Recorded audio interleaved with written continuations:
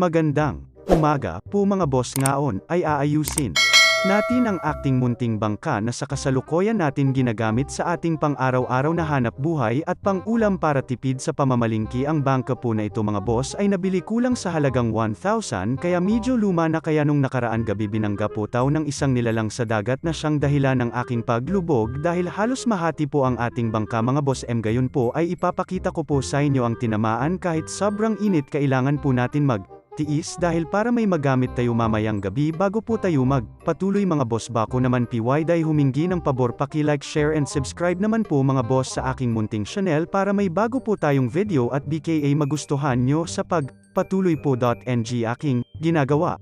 Makikita po ninyo nasa gilid na bahayga. Yan po ang tiniman, kaya lagyan muna natin ng pangdikit.